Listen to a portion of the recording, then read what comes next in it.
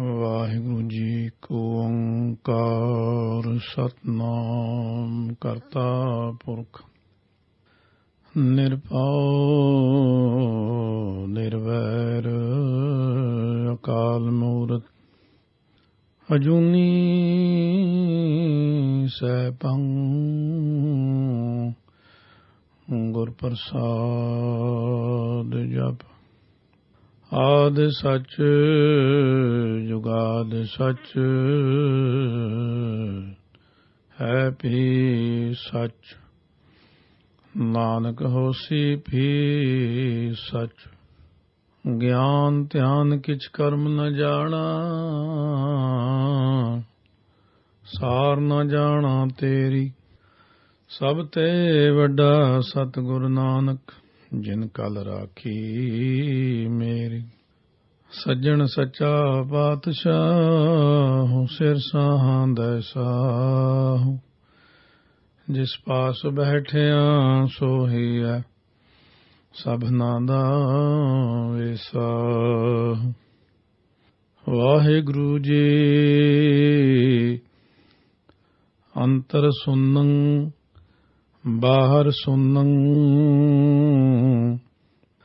ਤ੍ਰਿਭਵਨ ਸੁਨ ਮੁਸੁਨੰ। ਚੌਥਾ ਸੁਨੈ ਜੋ ਨਰ ਜਾਣੈ, ਤਾਕਉ ਪਾਪ ਨ ਪੁੰਨੰ। ਘਟ ਘਟ ਸੁਨ ਕਾ ਜਾਣੈ ਪਇਓ, ਆਦਿ ਪੁਰਖ ਨਿਰੰਜਨ ਦੇਓ। ਜੋ ਜਨ ਨਾਮ ਨਿਰੰਜਨ ਰਾਤਾ, ਨਾਨਕ ਸੋਈ ਪੁਰਖ ਵਿਦਾਤਾ। ਅੰਤਰ ਸੁਨੰ ਬਾਹਰ ਸੁਨੰ, ਤ੍ਰਿਭਵਨ ਸੁਨ ਮੁਸੁਨੰ। ਵਾਹਿਗੁਰੂ ਜੀ ਕਾ ਖਾਲਸਾ, ਵਾਹਿਗੁਰੂ ਜੀ ਕੀ ਫਤਿਹ। ਗੁਰੂ ਗਰੀਬ ਨਵਾਜ ਅੰਤਰਜਾਮੀ ਭਗਤ ਵਚਲ ਕਿਰਪਾ ਦੇ ਖਜ਼ਾਨੇ, ਧੰਨ ਧੰਨ ਸਾਹਿਬ ਸ੍ਰੀ ਗੁਰੂ ਗ੍ਰੰਥ ਸਾਹਿਬ ਮਹਾਰਾਜ ਦੀ ਸਾਜੀ ਨਵਾਜੀ ਹੋਈ ਗੁਰੂ ਰੂਪ ਗੁਰੂ ਖਾਲਸਾ ਸਾਧ ਸੰਗਤ ਜੀ। ਧੰਨ ਧੰਨ ਸਤਿਗੁਰੂ ਗੁਰੂ ਨਾਨਕ ਦੇਵ ਸਾਹਿਬ ਜੀ ਮਹਾਰਾਜ। ਪਾਵਨ ਪਵਿੱਤਰ ਉਪਦੇਸ਼ ਸਿੱਧ ਗੋਸ਼ਟ ਵਿੱਚ ਹੁਣ 50 ਪੌੜੀਆਂ ਤੋਂ ਬਾਅਦ 51ਵੀਂ ਪੌੜੀ ਮਹਾਰਾਜ 943 ਅੰਗ ਤੇ ਬਖਸ਼ਿਸ਼ ਕਰਦੇ ਨੇ। ਸੋ ਇੱਕ ਅਵਸਥਾ ਹੈ ਸੁਨ ਅਵਸਥਾ। ਮਹਾ ਸੁਨ ਨਿਰੋਲ ਨਿਰਗੁਣ ਵਾਹਿਗੁਰੂ। ਸਰਗੁਣ ਨਿਰਗੁਣ ਨਿਰੰਕਾਰ ਸੁਨ ਸਮਾਧੀ ਆਪ। ਆਪਨ ਕੀਆ ਨਾਨਕ ਆਪੇ ਹੀ ਫਿਰ ਜਾਪ। ਸੁਨ ਤੋਂ ਭਾਵ ਅਫੁਰ ਸਮਾਧੀ। ਇੱਕ ਤਾਂ ਹੁੰਦਾ ਫੁਰਨੇ, ਇੱਕ ਹੁੰਦਾ ਅਫੁਰ ਹੋ ਜਾਣਾ, ਜਿੱਥੇ ਕੋਈ ਫੁਰਨਾ ਨਹੀਂ ਹੈ। ਇੱਕ ਹੁੰਦੀ ਸਾਹ ਵਿਕਲਪ ਸਮਾਧੀ, ਜਿੱਥੇ ਸਮਾਧੀ ਦੇ ਵਿੱਚ ਵੀ ਕਦੇ ਕਦੇ ਮਾੜਾ ਮਾੜਾ ਫੁਰਨਾ ਆਉਂਦਾ। ਪਰ ਇੱਕ ਸਮਾਧੀ ਨਿਰਵਿਕਲਪ ਹੈ, ਜਿੱਥੇ ਕੋਈ ਸੰਕਲਪ ਨਾ ਹੋਵੇ। ਉਹ ਸੁੰਨ ਸਮਾਧੀ ਆਪ। ਇਹ ਸੁੰਨ ਸਮਾਧੀ ਕਿਸੇ ਕਿਸੇ ਦੀ ਅਕਾਲ ਪੁਰਖ ਦੀ ਕਿਰਪਾ ਦਾ ਸਦਕਾ ਬਣਦੀ ਹੈ। ਜਦੋਂ ਬਾਬਾ ਗੁਰਬਖਸ਼ ਸਿੰਘ ਜੀ ਰਾਮ ਕੁਐਰ, ਉਹਨਾਂ ਦੀ ਐਸੀ ਅਵਸਥਾ ਬਣ ਗਈ ਕਿ ਭੁੱਖ ਦਾ ਪਤਾ ਨਹੀਂ ਸੀ ਲੱਗਦਾ। ਸੇਵਾਦਾਰ ਹੀ ਦੱਸਦਾ ਹੁੰਦਾ ਕਿ ਬਾਬਾ ਜੀ ਹੁਣ ਭੁੱਖ ਲੱਗੀ ਹੈ, ਛਕ ਲਓ। ਕਿਉਂਕਿ ਪੇਟ ਨੂੰ ਉਹਨੇ ਇੱਕ ਰੱਸੀ ਮਿਣ ਕੇ ਦੇਖ ਲੈਣੀ ਕਿ ਹੁਣ ਭੁੱਖ ਲੱਗਿਆ ਹੀ, ਹੁਣ ਤੁਸੀਂ ਰੱਜ ਗਏ ਹੋ, ਹੁਣ ਲੇਟ ਜਾਓ, ਹੁਣ ਉੱਠ ਜਾਓ। ਜਿੱਥੇ ਕੋਈ ਸੰਕਲਪ ਨਹੀਂ, ਆਪਾਂ ਨੂੰ ਹਜ਼ਾਰਾਂ ਸੰਕਲਪ ਨੇ। ਸੰਕਲਪ ਘਟਦੇ ਘਟਦੇ ਚਲੋ ਇੱਕ ਅਵਸਥਾ ਐਸੀ ਵੀ ਜਿੱਥੇ ਜਾ ਕੇ ਤਾਂ ਹੁੰਦਾ ਸੰਕਲਪ ਕਿ ਸਵੇਰੇ ਉੱਠਣਾ ਜਾਂ ਨਿਤਨੇਮ ਕਰਨਾ ਹੈ। ਉਸ ਸੁੰਨ ਸਮਾਧੀ ਵਿੱਚ ਤਾਂ ਸਭ ਕੁਝ ਹੀ ਮੁੱਕ ਜਾਂਦਾ ਹੈ। ਆਓ ਆਪਣੇ ਮਨਾਂ ਦੇ ਵਿੱਚ ਇਹ ਇਮੈਜਿਨ ਕਰਕੇ ਦੇਖੀਏ ਕਿ ਜੇ ਸਾਡਾ ਵੀ ਐਸਾ ਮਨ ਬਣ ਜਾਵੇ, ਕੋਈ ਸੰਕਲਪ ਹੀ ਨਾ ਹੋਵੇ। ਹੁਣ ਤਾਂ ਸਵੇਰੇ ਸੰਕਲਪ ਹੁੰਦੇ ਨੇ ਕਿ ਇੱਥੇ ਜਾਣਾ, ਉੱਥੇ ਜਾਣਾ, ਸ਼ਡਿਊਲ ਬਣਾਇਆ ਜਾਂਦਾ ਹੈ। ਸ਼ਾਮ ਤੋਂ ਹੀ ਸੋਚਣਾ ਸ਼ੁਰੂ ਕਰਦੇ ਕੱਲ੍ਹ ਨੂੰ ਕੀ ਕੰਮ ਕਰਨੇ ਨੇ। ਪਰ ਮਨ ਦੇ ਅੰਦਰ ਵਿਚਾਰ ਕੇ ਦੇਖੋ, ਜੇ ਕੋਈ ਵੀ ਸੰਕਲਪ ਨਾ ਹੋਵੇ ਫਿਰ ਕੈਸੀ ਸੁੰਨ ਦਸ਼ਾ ਬਣਦੀ ਹੈ। ਸੋ ਆਓ ਇਸ ਸੁੰਨ ਦਸ਼ਾ ਦੇ ਉੱਤੇ ਹੀ ਇਹ ਪੌੜੀ ਮਹਾਰਾਜ ਬਖਸ਼ਿਸ਼ ਕਰਦੇ ਨੇ। ਅੰਤਰ ਸੁਨੰ ਬਾਹਰ ਸੁਨੰ ਤ੍ਰਿਭਵਨ ਸੁਨ ਮੁਸੁਨੰ। ਮਹਾਰਾਜ ਫਰਮਾਉਂਦੇ ਨੇ ਕਿ ਇੱਕ ਸੁੰਨ ਜਿਹੜਾ ਮਨੁੱਖ ਦੇ ਹਿਰਦੇ ਅੰਦਰ ਹੈ, ਇੱਕ ਸੁੰਨ ਹਿਰਦੇ ਤੋਂ ਬਾਹਰ ਹੈ, ਅਤੇ ਮਹਾਂ ਸੁੰਨ ਤਿੰਨਾਂ ਭਵਨਾਂ ਵਿੱਚ ਸਮਾਈ ਹੋਈ ਹੈ। ਚੌਥਾ ਸੁਣੈ ਜੋ ਨਰ ਜਾਣੈ ਤਾ ਕਉ ਪਾਪ ਨ ਪੁੰਨੰ। ਹੁਣ ਚੌਥੇ ਸੁੰਨ ਤੋਂ ਭਾਵ ਸਹਿਜ ਅਵਸਥਾ ਵਿੱਚ ਪਹੁੰਚ ਕੇ ਜਿਹੜੇ ਮਨੁੱਖ ਵਾਹਿਗੁਰੂ ਨੂੰ ਜਾਣ ਲੈਂਦੇ ਨੇ, ਉਹਨੂੰ ਪਾਪ ਪੁੰਨ ਦਾ ਕੋਈ ਵੀ ਲੇਸ ਨਹੀਂ ਲੱਗਦਾ। ਪਾਪਾਂ ਤੇ ਪੁੰਨਾਂ ਤੋਂ ਪਰੇ ਹੋ ਜਾਂਦਾ ਹੈ, ਕਿਉਂਕਿ ਉਹ ਚੌਥੇ ਸੁੰਨ ਵਿੱਚ ਚਲਿਆ ਜਾਂਦਾ ਜਿੱਥੇ, ਕਿਉਂਕਿ ਇੱਕ ਸੁੰਨ ਵਿੱਚ ਤਮੋ ਗੁਣੀ ਹੈ, ਇੱਕ ਵਿੱਚ ਫਿਰ ਰਜੋ ਵੀ ਕਦੇ ਕਦੇ ਆ ਗਿਆ, ਕਿਸੇ ਸਤੋ ਆ ਗਿਆ। ਇਹ ਹੁਣ ਚੌਥੇ ਸੁੰਨ ਵਿੱਚ ਜਦੋਂ ਚਲਿਆ ਗਿਆ ਹੈ, ਉੱਥੇ ਜਾ ਕੇ ਜਿੱਥੇ ਕੋਈ ਵੀ ਸੰਕਲਪ ਨਹੀਂ ਬਾਕੀ ਰਹਿੰਦਾ, ਉੱਥੇ ਪਾਪ ਪੁੰਨ ਕਾ ਤੇ ਸਲੇਪ ਨਾ ਲੱਗੈ। ਹੁਣ ਮਹਾਰਾਜ ਦਸਵੇਂ ਪਾਤਸ਼ਾਹ ਨੇ ਇਸ ਅਵਸਥਾ ਦਾ ਜ਼ਿਕਰ ਕੀਤਾ ਹੈ। ਕਰੈ ਜਗ ਕੋਟਕ ਨਹੀਂ ਪੁੰਨ ਕਉ, ਹਨੈ ਬਿਪਰ ਕੇਤੇ ਨਹੀਂ ਪਾਪ ਕਉ। ਕਰੋੜਾਂ ਜਗ ਕਰ ਦੇਵੇ ਅਫੁਰ ਅਵਸਥਾ ਵਾਲਾ ਚੌਥੇ ਸੁੰਨ ਵਿੱਚ ਜਾ ਕੇ ਸਹਿਜ ਵਿੱਚ, ਉਹਨੂੰ ਕੋਈ ਪੁੰਨ ਨਹੀਂ ਲੱਗਦਾ ਉਹਦਾ।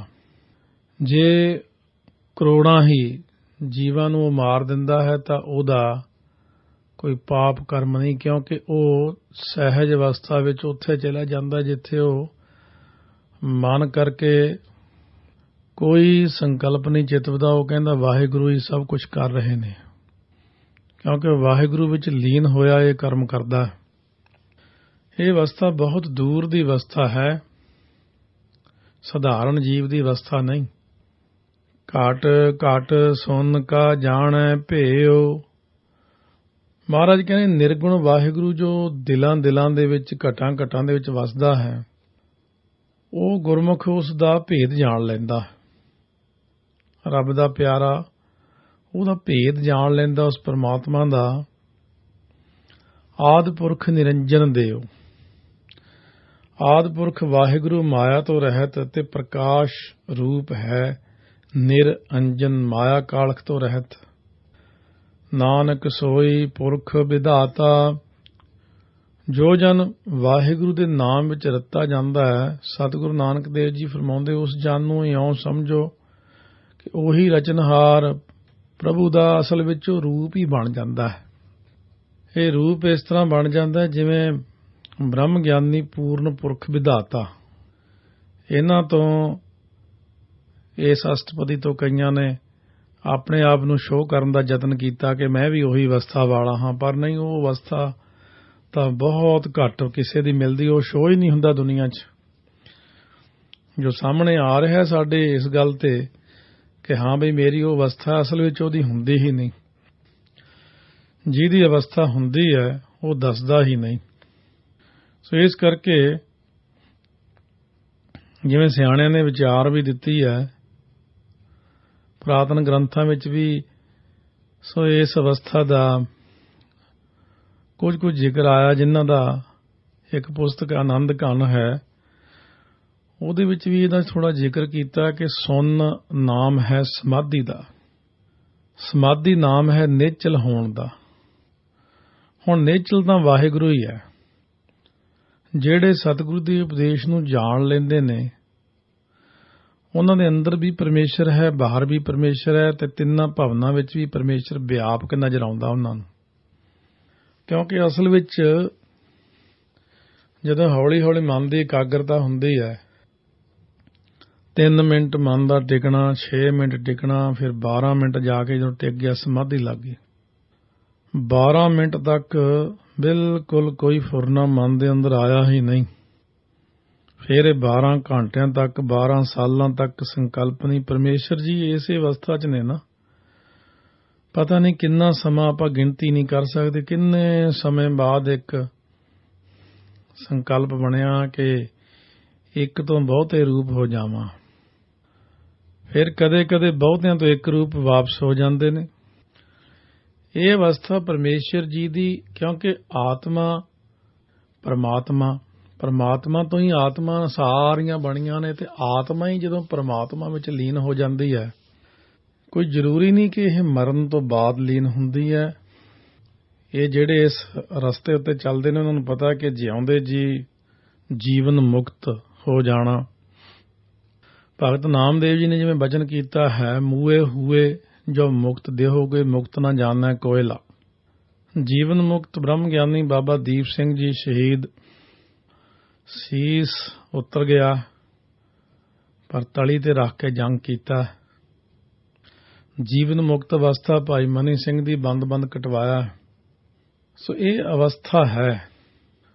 ਜਿਵੇਂ ਅੱਜ ਕੱਲ੍ਹ ਆਮ ਲੋਕਾਂ ਦੀ ਜਿਹੜੀ ਰਾਏ ਹੁੰਦੀ ਕਿ ਉਹ ਨਹੀਂ ਸੀਸ ਕੱਟਿਆ ਗਿਆ, ਅਵਸਥਾ ਬਣਾਉਣੀ ਪੈਂਦੀ ਹੈ। ਔਰ ਇਹ ਇਕੱਲੇ ਬਾਬਾ ਦੀਪ ਸਿੰਘ ਵੇਲੇ ਨਹੀਂ ਹੋਇਆ, ਬਾਅਦ ਵਿੱਚ ਕਈ ਸਿੰਘਾਂ ਨਾਲ ਐਸਾ ਹੋਇਆ, ਹੋਰ ਵੀ ਹੋਇਆ ਕਿ ਉਹ ਸੀਸ ਤੋਂ ਬਿਨਾਂ ਹੀ ਜੰਗ ਕਰਦੇ ਕਈ ਮੀਲ ਤੱਕ ਚਲੇ ਗਏ। ਇਸ ਕਰਕੇ ਇਹ ਵਿਚਾਰ ਹੈ ਕਿ ਇਹ ਸੁੰਨ ਅਵਸਥਾ ਵਿੱਚ ਚਲਿਆ ਜਾਂਦਾ। ਭਗਤੀ ਕਰਦਿਆਂ ਕਰਦਿਆਂ ਸੁੰਨ ਨਾਮ ਇੱਥੇ ਪਰਮੇਸ਼ਰ ਦਾ ਵੀ ਦੱਸਿਆ ਕਿ ਅੰਦਰ ਵੀ ਵਾਹਿਗੁਰੂ, ਬਾਹਰ ਵੀ ਵਾਹਿਗੁਰੂ। ਹੁਣ ਇੱਕ ਹੋਰ ਡੂੰਘੀ ਅਵਸਥਾ ਹੈ, ਅੰਤਰ ਸੁੰਨੰ ਬਾਹਰ ਸੁੰਨੰ ਤ੍ਰਿਭਵਨ ਸੁੰਨਮ ਸੁੰਨੰ, ਤੋਂ ਭਾਵ ਕਿ ਅੰਤਰ ਸੁਪਨੇ ਵਿੱਚ ਵੀ ਉਹ ਸੁੰਨ ਹੈ, ਬਾਹਰ ਜਾਗਰਤ ਵਿੱਚ ਵੀ ਉਹ ਸੁੰਨ ਹੈ, ਅਤੇ ਤ੍ਰਿਭਵਨ ਜਿਹੜਾ ਤੀਸਰਾ ਭਵਨ ਹੈ ਜਾਂ ਸਖੋਪਤ ਅਵਸਥਾ ਕਹਿੰਦੇ ਨੇ ਇਹਨੂੰ, ਉਹਦੇ ਵਿੱਚ ਵੀ ਸੁੰਨ ਹੈ। ਪਰ ਸਖੋਪਤ ਤੋਂ ਵੀ ਹੁਣ ਉੱਤੇ ਚਲੀ ਜਾਂਦੀ ਇੱਕ ਅਵਸਥਾ ਜੋ ਕਹੇ ਸੁੰਨਵਾਦ ਆ ਜਾਂਦਾ ਹੈ। ਤੇ ਇਸ ਪਰ ਇਸ ਤਰ੍ਹਾਂ ਫਰਮਾਉਂਦੇ ਨੇ ਕਿ ਇਹ ਮਸੁੰਨੰ ਤੋਂ ਭਾਵ ਚੇਤਨ ਰੂਪ ਪਰਮਾਤਮਾ। ਇਹ ਇੱਥੇ ਜਿਹੜਾ ਕਥਨ ਆਪ ਜੀ ਨੂੰ ਸੁਣਾਇਆ ਇਹ 7ਵੀਂ ਭੂਮਿਕਾ ਦਾ ਹੈ। ਸੋ ਜਿਨ੍ਹਾਂ ਨੇ ਜਪਜੀ ਸਾਹਿਬ ਦੀ ਕਥਾ ਸੁਣੀ ਦਾਸ ਦੀ, ਉਹਨਾਂ ਨੂੰ ਪਤਾ ਹੋਵੇਗਾ ਕਿ ਜਿੱਥੇ ਜਾ ਕੇ ਇਹ ਅਖੀਰ ਤੇ ਅਰਥ ਆਉਂਦੇ ਨੇ ਜਾਤ ਪਹਾਰਾ ਧੀਰਜ ਸੁਨਿਆਰ, ਉੱਥੇ ਇਹ ਤੁਰਿਆ ਅਤੀਤ ਅਵਸਥਾ ਆਉਂਦੀ ਹੈ, ਸਤਿਗੁਰੂ ਜੀ ਦੀ ਆਪਣੀ ਅਵਸਥਾ, ਉੱਥੇ ਇਹਨਾਂ ਦਾ ਜ਼ਿਕਰ ਆਉਂਦਾ। ਉਹ ਜੋ ਸਾਖੀ ਚੇਤਨ ਹੈ ਤਿੰਨਾਂ ਅਵਸਥਾ ਦਾ ਮਾਲਕ, ਜਦੋਂ ਤਿੰਨਾਂ ਤੋਂ ਵੀ ਉੱਪਰ ਟੱਪ ਜਾਂਦਾ ਜੀਵ, ਸੁਪਨ ਅਵਸਥਾ ਤੋਂ, ਜਾਗਰਤ ਅਵਸਥਾ ਤੋਂ, ਸਖੋਪਤ ਅਵਸਥਾ ਤੋਂ ਵੀ ਉੱਪਰ ਚਲੇ ਜਾਂਦਾ ਚੌਥੇ ਵਿੱਚ, ਉੱਥੇ ਕਹਿੰਦੇ ਮੁਸੁੰਨੰ, ਉਹ ਚੇਤਨ ਰੂਪ ਹੈ ਉੱਥੇ। ਹੁਣ ਚੇਤਨ ਕਿਸ ਪ੍ਰਕਾਰ ਦਾ ਹੈ? ਸੁੰਨ ਚੇਤਨ ਇੱਕ ਜੜ ਚੇਤਨ ਹੈ। ਮਾਇਆ ਚੇਤਨ ਰੂਪ ਉਦੋਂ ਹੁੰਦੀ ਜਦੋਂ ਇਹ 'ਚ ਬ੍ਰਹਮ ਦਾ ਆਭਾਸ ਪੈਂਦਾ, ਬ੍ਰਹਮ ਦਾ ਪ੍ਰਕਾਸ਼ ਪੈਂਦਾ। ਵੈਸੇ ਮਾਇਆ ਜੜ ਹੈ, ਖੁਦ ਵਿੱਚ ਹਿੱਲਣ ਜੁਲਣ ਦੀ ਸ਼ਕਤੀ ਨਹੀਂ। ਪਰ ਜਦੋਂ ਜਿਹੜਾ ਬ੍ਰਹਮ ਹੈ ਉਹ ਚੇਤਨ ਸੁੰਨ ਹੈ। ਸੋ ਇਸ ਤਰੀਕੇ ਨਾਲ ਜਿਵੇਂ ਕਿਸੇ ਮਨੁੱਖ ਦੇ ਅੰਦਰੋਂ ਉਹਦੀ ਜੋਤ ਨਿਕਲ ਜਾਵੇ, ਉਹ ਜੜ ਹੋ ਜਾਂਦਾ, ਭਾਵ ਪੱਥਰ ਵੱਤ ਹੋ ਜਾਂਦਾ, ਹਿੱਲ ਜੁਲ ਨਹੀਂ ਸਕਦਾ। ਸਰੀਰ ਦੇਖਣ ਨੂੰ ਚੰਗਾ ਭਲਾ ਲੱਗਦਾ ਕਿ ਹੁਣੇ ਉੱਠ ਕੇ ਬੈਠ ਜਾਵੇਗਾ, ਹੁਣੇ ਬੋਲੇਗਾ। ਪਰ ਜਦੋਂ ਉਹਦੀ ਜੋਤ ਕਿਤੇ ਫੇਰ ਵਾਪਸ ਆ ਜਾਵੇ ਤਾਂ ਉਹ ਉੱਠ ਕੇ ਬੈਠ ਜਾਂਦਾ ਕਿ ਪ੍ਰਮਾਤਮਾ ਸਾਰਿਆਂ ਨੂੰ ਚੇਤਨ ਅਵਸਥਾ ਦੇਣ ਵਾਲਾ ਹੈ। ਪਰ ਮਨੁੱਖ ਦੇ ਅੰਦਰ ਜਿਉਂ ਹੀ ਚੇਤਨ ਅਵਸਥਾ ਆਉਂਦੀ ਹੈ, ਲਿਵ ਛੁੜਕੀ ਲੱਗੀ ਤ੍ਰਿਸ਼ਨਾ ਮਾਇਆ ਅਮਰ ਵਰਤਾਇਆ, ਇਹਦਾ ਧਿਆਨ ਚੇਤਨ ਹੁੰਦਿਆਂ ਨਾਲ ਜੜ ਮਾਇਆ ਵੱਲ ਧਿਆਨ ਨਿਕਲ ਜਾਂਦਾ। ਕਿਉਂਕਿ ਬ੍ਰਹਮ ਨਿਰਲੇਪ ਹੈ ਮਾਇਆ ਤੋਂ, ਇਸ ਕਰਕੇ ਉਹਦੇ ਵਿੱਚ ਕੇਵਲ ਸੁੰਨ ਚੇਤਨ ਹੈ। ਜਿਵੇਂ ਆਮ ਤੌਰ ਤੇ ਕਿਸੇ ਥਾਂ ਤੇ ਸੱਟ ਵੱਜ ਜਾਵੇ, ਡਾਕਟਰ ਸੂਈਆਂ ਚਬੋ ਦੇਖਦੇ ਆ, ਕਹਿੰਦੇ ਕਿਉਂ, ਕੁਝ ਪਤਾ ਲੱਗਿਆ? ਕਿ ਨਾ, ਉਹ ਜੜ ਸੁੰਨ ਹੋ ਗਿਆ। ਕਈ ਬੰਦਿਆਂ ਨਾਲ ਐਸੇ ਭਾਣੇ ਵਰਤੇ ਐਕਸੀਡੈਂਟ ਹੋ ਗਿਆ, ਕਈ ਸਾਲ ਲੱਤ ਵਿੱਚ ਸੂਈਆਂ ਚਬੋ ਡਾਕਟਰ ਦੇ, ਜੜ ਸੁੰਨ ਹੋ ਜਾਣਾ। ਲੱਤ ਵਿੱਚ ਚੇਤਨਤਾ ਹੈ ਤਾਂ ਤੱਤਾ ਠੰਡਾ ਕੁਝ ਚੁਭ ਜਾਣਾ, ਸੱਟ ਲੱਗਣੀ ਫੱਟ ਦੱਸ ਦਿੰਦਾ ਹੈ। ਸੋ ਚੇਤਨ ਦੀ ਗੱਲ ਕਰਦੇ ਆ ਕਿ ਸੁੰਨ ਚੇਤਨ। ਜਿਵੇਂ ਆ ਮਾਈਕ ਹੀ ਹੈ ਜਿਹਦੇ ਵਿੱਚ ਆਪਾਂ ਬੋਲਦੇ ਹਾਂ, ਮਾਈਕ ਆਨ ਕਰਕੇ ਇੱਕ ਵੱਡੇ ਸਾਰੇ ਹਾਲ ਦੇ ਵਿੱਚ ਰੱਖ ਦਈਏ, ਦਰਵਾਜ਼ੇ ਲਾ ਦਈਏ, ਕੋਈ ਬੰਦਾ ਅੰਦਰ ਨਾ ਹੋਵੇ, ਮਾਈਕ ਚੱਲ ਰਿਹਾ ਪਰ ਉਹਦੇ ਵਿੱਚ ਕੋਈ ਆਵਾਜ਼ ਨਹੀਂ ਚੱਲ ਰਿਹਾ ਹੈ, ਸੁੰਨ ਨਹੀਂ ਹੈ, ਚੇਤਨ ਤਾਂ ਹੈ ਪਰ ਚੇਤਨ ਸੁੰਨ ਹੈ। ਜਦੋਂ ਕੋਈ ਬੋਲੇਗਾ ਤਾਂ ਆਵਾਜ਼ ਆਵੇਗੀ। ਇਸੇ ਤਰ੍ਹਾਂ ਬ੍ਰਹਮ ਵੀ ਸੁੰਨ ਚੇਤਨ ਹੈ। ਉਹ ਸੁੰਨ ਚੇਤਨ ਵਿੱਚ ਮਾਇਆ ਨਹੀਂ, ਸੁੰਨ ਚੇਤਨ ਨੂੰ ਕਿਤੋਂ ਚੇਤਨਤਾ ਲੈਣ ਦੀ ਲੋੜ ਨਹੀਂ ਪੈਂਦੀ। ਉਹ ਬ੍ਰਹਮ ਜਿੱਥੇ ਕੋਈ ਸੰਕਲਪ ਨਾ ਕੋਈ ਵਿਕਲਪ, ਕੁਝ ਵੀ ਨਹੀਂ ਹੈ। ਜਬ ਆਕਾਰ ਇਹੋ ਕਛ ਨਾ ਦ੍ਰਿਸ਼ਟੇਤਾ, ਪਾਪ ਪੁੰਨ ਤਬ ਕਹਤੇ ਹੋਤਾ, ਜਬ ਧਾਰੀ ਆਪਨ ਸੁਨ ਸਮਾਧ ਤਬ ਬੈਰ ਵਿਰੋਧ ਕਿਸ ਸੰਗ ਕਮਾਤ। ਇਹ ਸਾਰੀ ਅਸ਼ਟਪਦੀ ਪੜ੍ਹਨ ਵਾਲੀ ਹੈ, ਵਿਚਾਰਨ ਵਾਲੀ ਹੈ। ਸੁਖਮਨੀ ਸਾਹਿਬ ਦੀ ਕਥਾ ਸਰਵਣ ਕਰ ਸਕਦੇ ਹਾਂ ਇਹਦੇ ਵਾਸਤੇ। ਆਓ ਸਤਿਗੁਰੂ ਮਹਾਰਾਜ ਦੇ ਪਿਆਰੇ ਹੋਰ ਵੀ ਵਿਚਾਰ ਦਿੰਦੇ ਨੇ। ਇੱਕ ਅੰਤਰੀਵ ਸੁੰਨ ਹੈ, ਇੱਕ ਬਾਹਰ ਵੀ ਸੁੰਨ ਹੈ, ਇੱਕ ਤ੍ਰੈ ਭਵਨ ਹੀ ਸੁੰਨ ਮੁਸੁੰਨੰ ਹੈ। ਮੁਸੁੰਨੰ ਦਾ ਅਰਥ ਕਈ ਜਿਹੜੇ ਸਿਆਣੇ ਆ ਉਹ ਸੁੰਨ ਵੀ ਕਰਦੇ ਨੇ। ਅੰਦਰ ਦੀ ਸੁੰਨ, ਬਾਹਰ ਦੀ ਵੀ ਸੁੰਨ, ਇਹ ਦੋਵੇਂ ਸੁੰਨਾਂ ਤ੍ਰੈ ਭਵਨ ਦੀ ਸੁੰਨ ਤੇ ਅੰਤਰਗਤ ਜੋ ਤ੍ਰਿਭਾਵਨ ਕੇ ਸੁੰਨ ਮੁਸੁੰਨੰ ਦੀ ਪਰਸਪਰ ਕਿਰਿਆ ਦੇ ਆਸਰੇ ਪ੍ਰਾਣਧਾਰੀ ਹੁੰਦੀ ਹੈ। ਇਹ ਸੁੰਨ ਅਸੁੰਨ ਦੀ ਦਵੰਦ ਕਿਰਿਆ ਹੈ ਤੇ ਚੌਥੇ ਟਿਕਾਣੇ ਤੇ ਦਵੰਦਾਤੀਤ ਸੁੰਨ ਪਰਮਾਤਮਾ ਹੈ ਜੋ ਆਦਿ ਪੁਰਖ ਨਿਰੰਜਨ ਦੇਵ ਹੈ। ਮਾਫ ਕਰਨਾ, ਥੋੜਾ ਜਿਹਾ ਵਿਚਾਰ ਕਾਫੀ ਡੂੰਘਾ ਹੈ, ਪਰ ਕਿਉਂਕਿ ਸਿੱਧਾਂ ਦੇ ਨਾਲ ਗੁਰੂ ਨਾਨਕ ਦੇਵ ਦੀ ਵਿਚਾਰ ਹੋ ਰਹੀ ਹੈ ਔਰ ਇਹਨੂੰ ਆਪਾਂ ਚੰਗੀ ਤਰ੍ਹਾਂ ਸਮਝ ਸਕਦੇ ਹਾਂ ਉਦੋਂ ਜਦੋਂ ਜਪਜੀ ਸਾਹਿਬ ਦੀ ਕਥਾ ਸੁਣੀਏ ਜਾਂ ਕਥਾ ਦੇ ਵਿੱਚ ਇੱਕ ਆਤਮਿਕ ਗਿਆਨ ਕਥਾ ਹੈ। ਸੋ ਜਿਹਦੇ ਵਿੱਚ ਆਤਮ ਗਿਆਨ ਵਿੱਚ ਆਪ ਜੀ ਸਰਵਣ ਕਰੋਗੇ ਕਿਸ ਤਰ੍ਹਾਂ ਜੀਵ ਦੀ ਅਵਸਥਾ ਕਿੱਥੇ ਤੱਕ ਚਲੀ ਜਾਂਦੀ, ਉੱਥੋਂ ਪਤਾ ਲੱਗਦਾ ਆਤਮ ਗਿਆਨ ਦੇ ਵਿੱਚੋਂ। ਕਿਉਂਕਿ ਜਦੋਂ ਹਿਰਦੇ 'ਚ ਨਿਰੋਲ ਵਾਹਿਗੁਰੂ ਨਾਮ ਦੀ ਸੱਚਾਈ ਪ੍ਰਗਟ ਹੋ ਪੈਂਦੀ ਹੈ ਨਾ, ਤਾਂ ਇਹ ਯਕੀਨ ਬਣ ਜਾਂਦਾ ਹੈ ਕਿ ਅੰਦਰ ਤੇ ਬਾਹਰ ਭਾਵ ਗੁਪਤ ਤੇ ਪ੍ਰਗਟ, ਦਿਸਦੇ ਤੇ ਅਣਦਿਸਦੇ ਪਦਾਰਥਾਂ ਵਿੱਚ ਹਰ ਥਾਂ ਸਾਰੀ ਤਰਲੋਕੀ ਵਿੱਚ ਉਹੀ ਵਾਹਿਗੁਰੂ ਵਿਆਪਕ ਹੈ, ਜਿਸ ਵਿੱਚ ਮਾਇਆ ਵਾਲੇ ਫੁਰਨੇ ਨਹੀਂ ਉੱਠਦੇ। ਕਿਉਂਕਿ ਮਾਇਆ ਤਾਂ ਉਸ ਦੀ ਆਪਣੀ ਬਣਾਈ ਖੇਡ ਹੈ ਨਾ। ਇਹਦੇ ਬਾਰੇ ਇੱਕ ਹੋਰ ਵਿਦਵਾਨ ਦੀ ਰਾਏ ਵੀ ਦੇਖ ਲੈਂਦੇ ਹਾਂ ਕਿ ਆਪਣੇ ਪੰਥ ਵਿੱਚ ਡਾਕਟਰ ਬਲਬੀਰ ਸਿੰਘ ਜੀ ਬੜੇ ਸਿਆਣੇ ਵਿਦਵਾਨ ਹੋਏ ਨੇ। ਉਹ ਲਿਖਦੇ ਨੇ ਕਿ ਸੁਣਨ ਬਾਰੇ ਜੋ ਸਮਾਧਾਨ ਕੀਤਾ ਨਾ, ਉਹਨੂੰ ਸਿੱਧ ਗੋਸ਼ਟ ਇੱਕ ਅਧਿਐਨ ਵਿੱਚ ਭਾਈ ਜੋਧ ਸਿੰਘ ਜੀ ਨੇ ਪ੍ਰਸਤੁਤ ਕੀਤਾ ਹੈ। ਉਹਨਾਂ ਦਾ ਵਿਚਾਰ ਹੈ ਕਿ ਇਹ ਜਿਹੜੀਆਂ ਤਿੰਨੇ ਪੰਕਤੀਆਂ ਨਾਗਰਜਨ ਜੋ ਸ਼ੂਨਿਆਵਾਦ ਦਾ ਵੱਡਾ ਸਮਰਥਕ ਸੀ ਦੀ ਰਚੀ ਪੁਸਤਕ ਮੱਧਮੇਕ ਕਾਰਿਕਾ ਦੀ ਵ੍ਰਿਤੀ ਦੇ ਸ਼ਲੋਕਾਂ ਦਾ ਉਲਥਾ ਵੀ ਹਨ।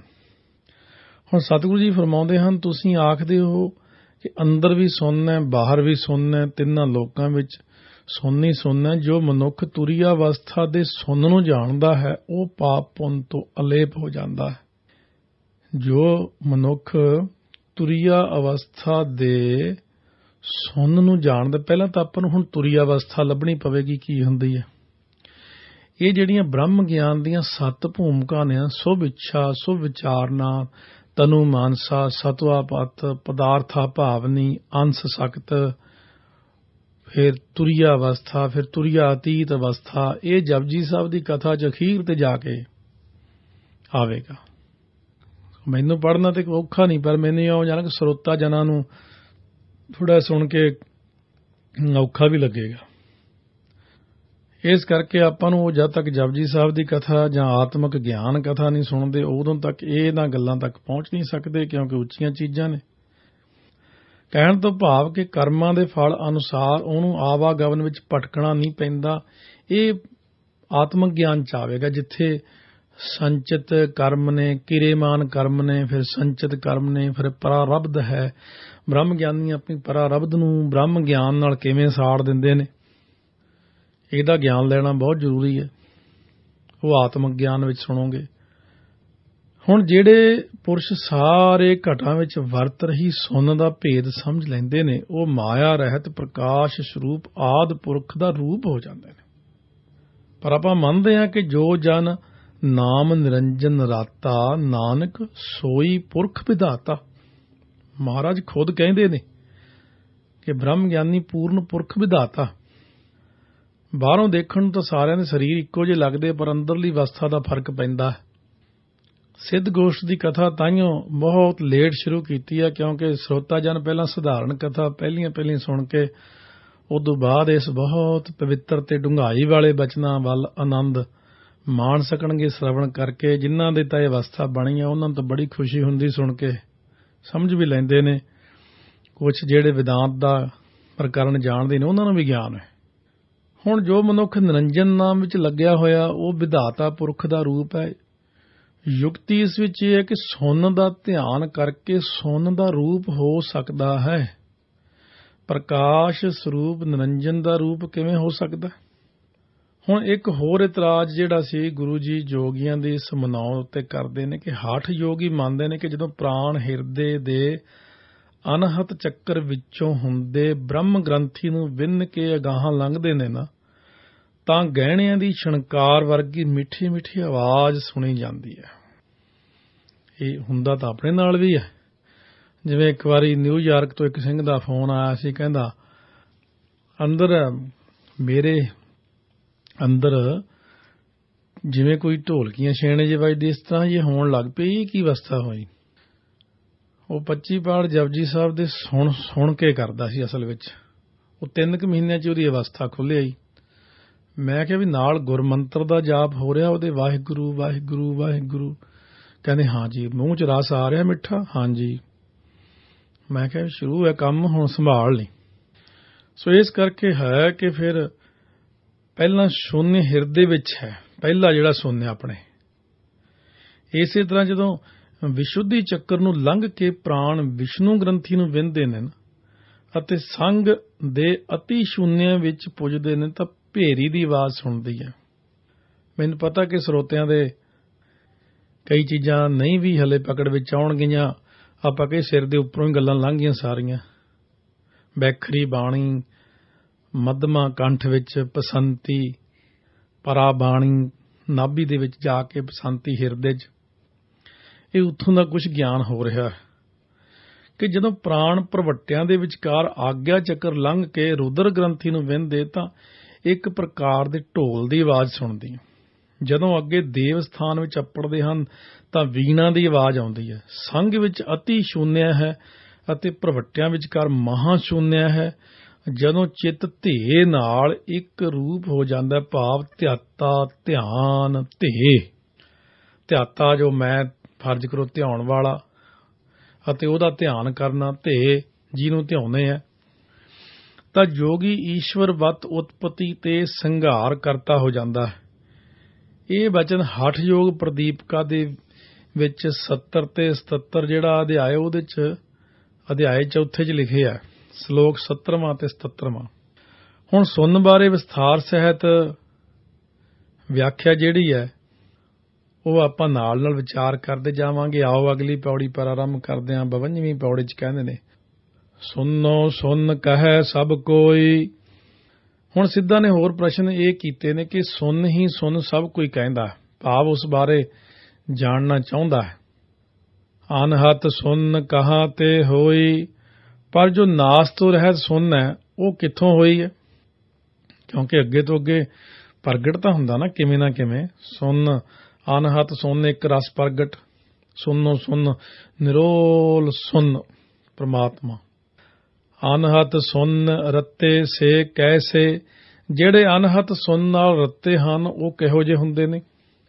ਮਹਾਰਾਜ ਗੁਰੂ ਨਾਨਕ ਦੇਵ ਜੀ ਇਸੇ ਪੌੜੀ ਵਿੱਚ ਹੀ ਹੁਣ ਉਹਨਾਂ ਨੂੰ ਜਵਾਬ ਦਿੰਦੇ ਨੇ, ਜਿਸ ਤੇ ਉਪਜੇ ਤਿਸ ਹੀ ਜੈਸੇ। ਉੱਤਰ ਵਿੱਚ ਫਰਮਾਉਂਦੇ ਨੇ ਕਿ ਵਾਹਿਗੁਰੂ ਤੋਂ ਜੋ ਪੈਦਾ ਹੋਏ ਨੇ ਨਾ, ਉਹ ਉਸ ਵਰਗੇ ਹੀ ਹੋ ਜਾਂਦੇ ਨੇ। ਵਾਹਿਗੁਰੂ ਆਖੋ, ਵਾਹਿਗੁਰੂ। ਕਿਉਂਕਿ ਜੀਵ ਜਿੱਥੋਂ ਆਇਆ ਹੈ ਨਾ, ਜਹ ਤੇ ਉਪਜੀ ਤਹ ਮਿਲੀ ਸੱਚੀ ਪ੍ਰੀਤ ਸਮਾਹ।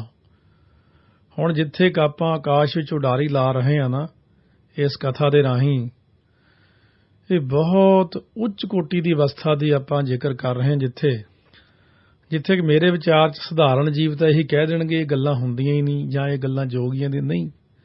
ਗੁਰਮੁਖੋ ਬਾਣੀ ਪੜ੍ਹਨ ਨਾਲ ਬਹੁਤ ਕੁਝ ਹੁੰਦਾ। ਹੁਣ ਜਿਨ੍ਹਾਂ ਨੂੰ ਤੇ ਪਤਾ ਹੈ ਤੇ ਉਹ ਤੇ ਖੁਸ਼ ਹੁੰਦੇ ਨੇ, ਪਰ ਜਿਨ੍ਹਾਂ ਨੂੰ ਗਿਆਨ ਹੀ ਨਹੀਂ ਉਹ ਵਿਚਾਰੇ ਇੱਧਰਲੀਆਂ ਉੱਧਰਲੀਆਂ ਗੱਲਾਂ ਸੁਣ ਕੇ ਭਟਕੇ ਵੀ ਰਹਿੰਦੇ ਨੇ।